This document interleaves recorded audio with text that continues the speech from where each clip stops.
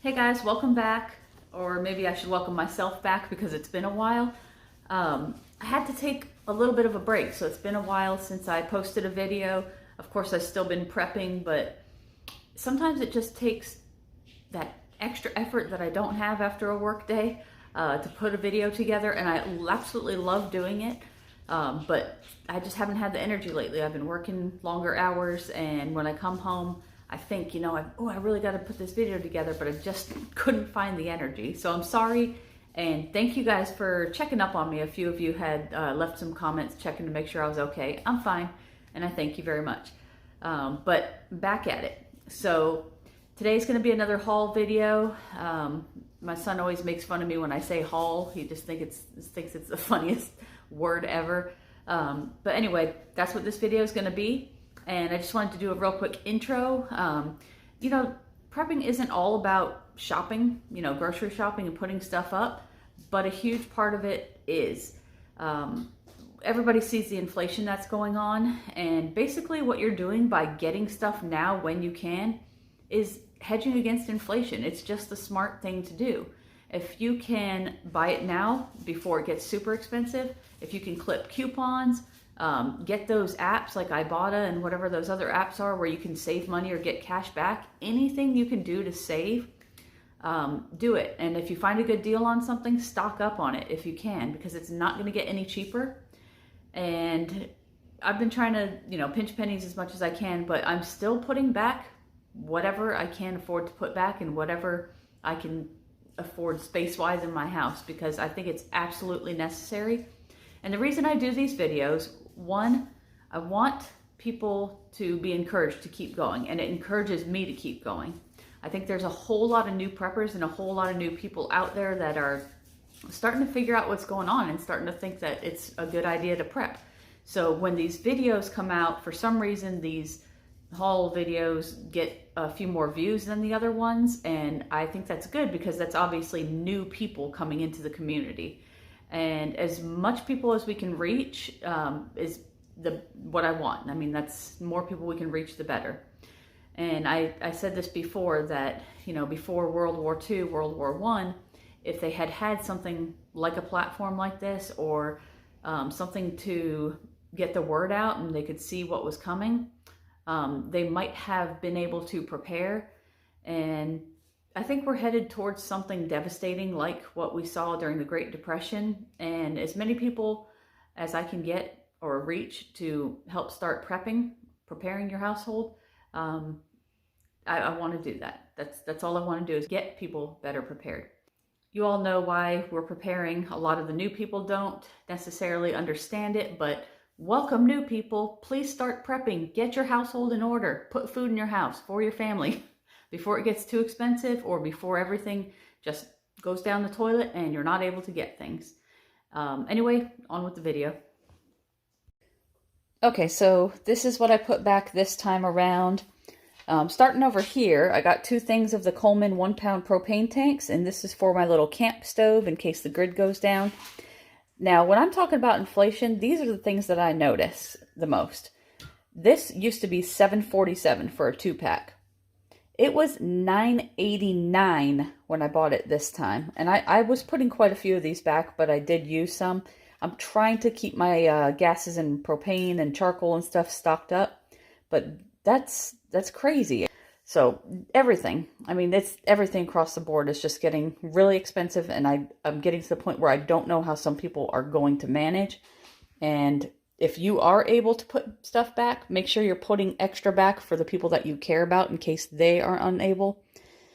I did get some pinto beans. I got 4 pounds of pinto beans. I have a big Mylar bag job that I'm going to be doing with beans and rice and flour and a bunch of stuff. I'm going to make another video about that. But 4 pounds of pinto beans, 2 pounds of red kidney beans. I guess they were out of the larger bag. I ordered a 2-pound bag, but they ran out of those. They didn't have any, so they got me 2 1-pound bags. Anyway, it doesn't matter to me, so I'm going to put those up. Coconut oil. So this is good for all sorts of stuff. This is good for skincare. It's good to use as like a deep conditioner. Good for cooking, recipes, that kind of thing. but also good because it has a long shelf life and it is hard to store oil for long term. This says February 2024, so 2 years, almost 2 years. But that's longer than most oils will store before they go rancid. And I think it's a good thing to have on hand if you're looking for some kind of oil, cooking oil that you can put up. And I get the refined instead of unrefined because it tastes less like coconut. So you can cook with it and not necessarily have that coconut taste.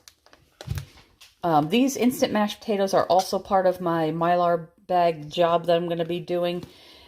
This does not have any added butter or anything like that, milk powder, that will prevent me from storing it long term in Mylar bags. So you don't want something with high oil content, milk fats, or anything like that when you're doing it in Mylar bags. So this is basically just potatoes and then some preservatives. The other kind of mashed potatoes, let me grab a bag. Like these Idahoan mashed potatoes, you don't want to try to put those in Mylar bags because they do have vegetable oil, all sorts of oils in it.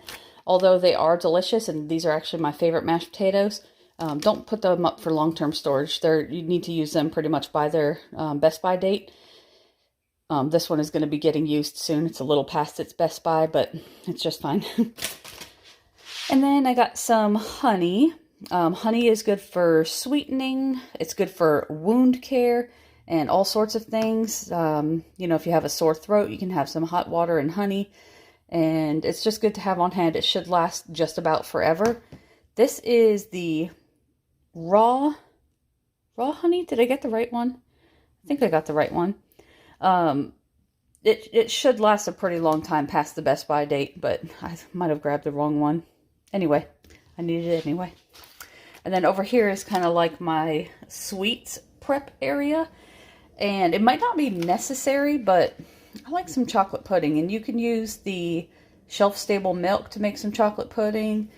And I'm not like a big cake fan, but every once in a while I'll make a cake and it's just nice to have. It's just a nice, like, extra.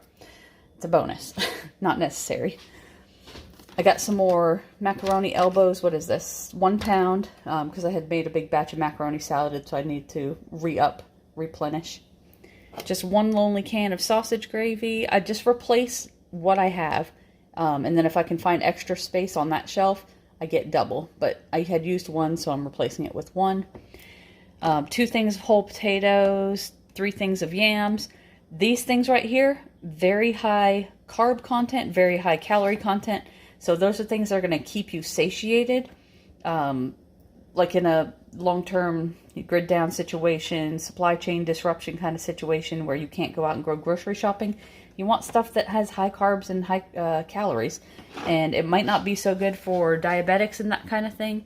But I'm sure you guys know how to balance out those kind of things if you are diabetic. I got some peaches. I got 4 of these. I am not a big fruit fan. Like, honestly, I love vegetables, but I'm not huge on fruits. But I know the importance of having them, so I'm trying to squeeze some in and remember to add those to my preps every once in a while. I like the canned peaches and pears the most out of all of them. And then I got 5 more of the Great Value luncheon meat and just 1 lonely can of roast beef because I only had 1 spot left on the shelf and I like everything like straight and OCD. But I found a new spot in my cabinets, an empty spot that I hadn't used. And so I'm going to be stocking up on more luncheon meat, canned chicken, that kind of thing. Over here, I got a nicer can opener. I wanted a nice heavy-duty can opener. This one was probably like $5.85 or somewhere around there. I know the brand works really well. I had gotten some from the Dollar Tree.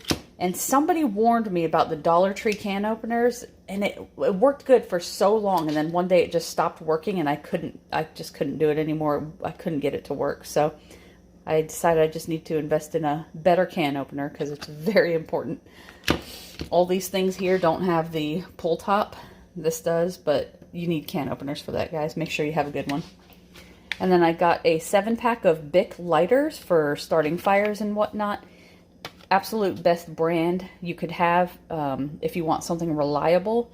those cheaper lighters that are like $1 at the gas station or whatever, those actually, if you leave them in your car, they can explode. They're just not very reliable.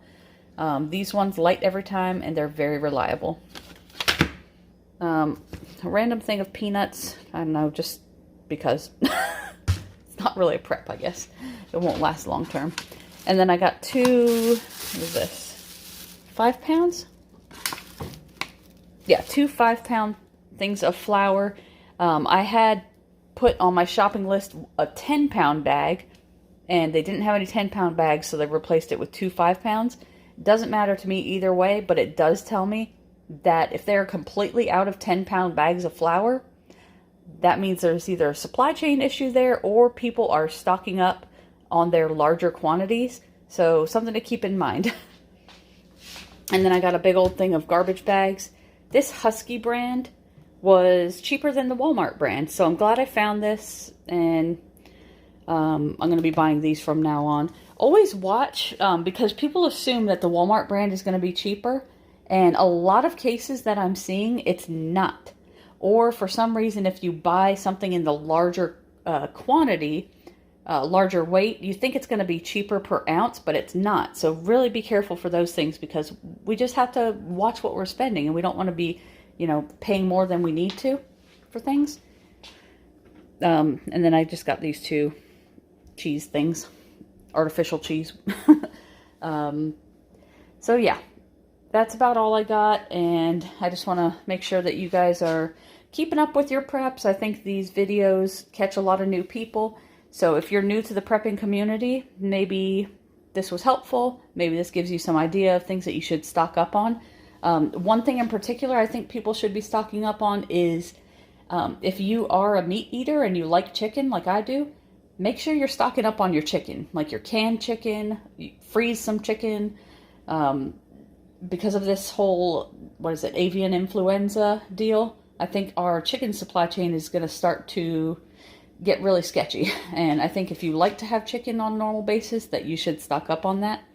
But yeah, do it while you can. Do it while you can afford it. Do it before it gets so outrageously expensive that you're not able to put back larger quantities, because that's where it's getting. I mean, I'm glad I started prepping when I did a couple years ago, because now if I started prepping, all this stuff is so much more expensive that it's getting a little bit harder.